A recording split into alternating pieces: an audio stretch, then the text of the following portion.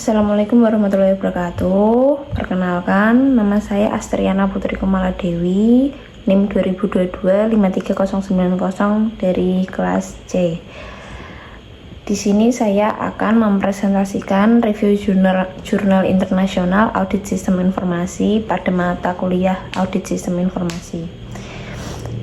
Jurnal yang pertama yaitu berjudul Evaluation of Information Technology Governance Using COVID-5 and EISO or EIC 38500. Latar belakang jurnal ini yaitu menyoroti pentingnya tata kelola teknologi informasi dalam mendukung operasi organisasi, khususnya pada lembaga pemerintahan.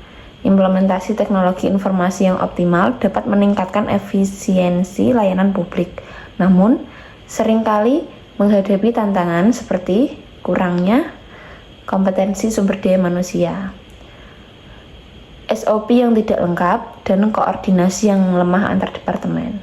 Penelitian ini dilakukan untuk mengevaluasi tata kelola TI pada sektor infrastruktur Dinas Komunikasi dan Informatika Kota Tangerang Selatan menggunakan kerja COVID-5 ISO atau EIC 38500 untuk memberikan rekomendasi perbaikan. Tujuan dari penelitian ini yaitu mengevaluasi tata kelola teknologi informasi di Dinas Komunikasi dan Informatika Tangerang Selatan, memberikan identifikasi celah antara kapasitas saat ini dan yang diharapkan, memberikan rekomendasi peningkatan tata kelola berdasarkan temuan. Selanjutnya, metode penelitian pada penelitian ini menggunakan COVID-5 Process Assessment Model atau PAM yang melibatkan beberapa tahapan, yaitu inisiasi, perencanaan penilaian, pengumpulan data, validasi data, dan pelaporan. Kerangka kerja pada penelitian ini mengikuti struktur domain IDM5, Initial Resource Management, dan MEA 01, Monitor, Evaluate, Assessment Performance, and Conformance. Proses ini mengevaluasi kapasitas tata kelola dalam pengelolaan sumber daya dan evaluasi performa dengan standar COVID-5. Hasil dari pembahasan penelitian ini menunjukkan kapabilitas pada domain IDM04 berada di level 2 atau Managed Process dengan nilai rata-rata 2.18 dan MEA 01 di level 2 dengan rata-rata 2.62. Hal ini menunjukkan proses perencanaan dan pemantauan sudah dilakukan namun belum optimal. Penemuan spesifiknya yaitu keterbatasan kompetensi SDM menyebabkan proses pengelolaan yang kurang optimal. SOP terkait penanganan masalah internet belum lengkap, dan juga koordinasi antar divisi masih lemah mengakibatkan keterlambatan penanganan gangguan. Kesimpulan dan saran yang dapat diambil yaitu evaluasi tata kelola TI menggunakan COVID-5 menunjukkan bahwa meskipun telah ada upaya pengelolaan, masih terdapat celah yang perlu ditingkatkan agar menjadi level 3 atau Established Process.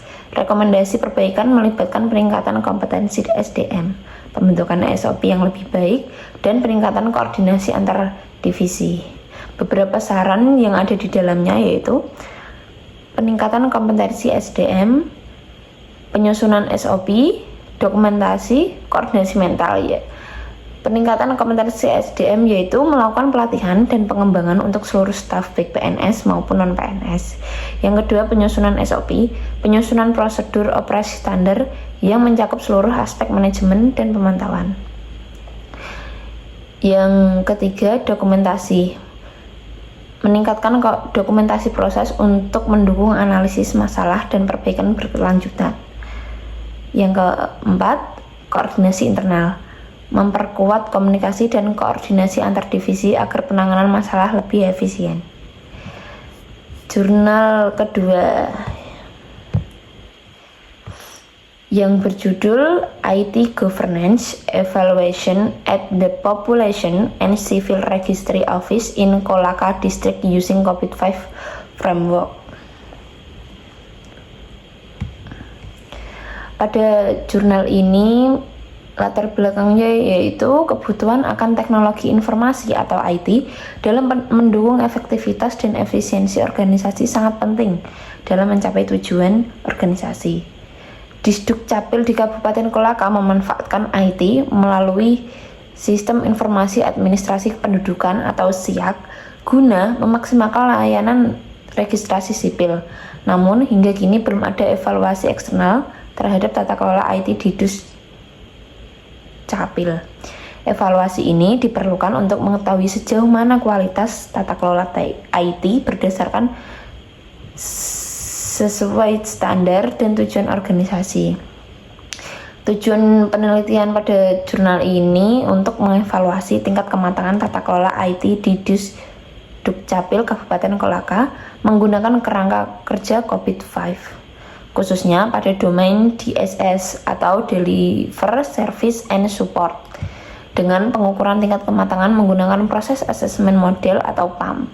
Penelitian ini diharapkan mencapai level 3 atau proses yang terkelola, sehingga tata kelola IT sesuai dengan standar organisasi dan internasional. Metode penelitian pada jurnal ini menggunakan metode campuran, yaitu kualitatif melalui wawancara dan literatur pendukung, serta kuantitatif melalui kuesioner dengan skala Goodman. Langkah-langkah penelitian meliputi 1. Kajian literatur terkait penelitian ini. Yang kedua, penelitian domain DSS 01 hingga DSS 06 sebagai subjek penelitian. Yang ketiga, identifikasi responden menggunakan metode RACI atau RACI.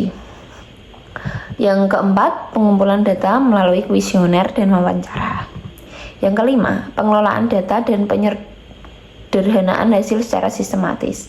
Analisis data menggunakan teknik aritmatika deskriptif untuk menentukan tingkat kapasitas. Selanjutnya, kesimpulan dan rekomendasi yang relevan untuk peningkatan performa. Yang berikutnya, kerangka kerja. Penelitian menggunakan kerangka kerja COVID-5 yang fokus pada domain DSS untuk menilai tata kelola IT.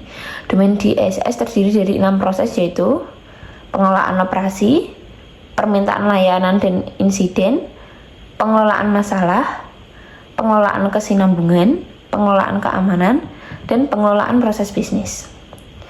Hasil dari pembahasan penelitian ini menunjukkan bahwa dari 6 subdomain yang diteliti, ada 2, yaitu DSS 01 hingga DSS 04 berada pada level 2 proses yang dikelola, yang berarti proses ini sudah dijalankan secara teratur, terkontrol, dan terpelihara.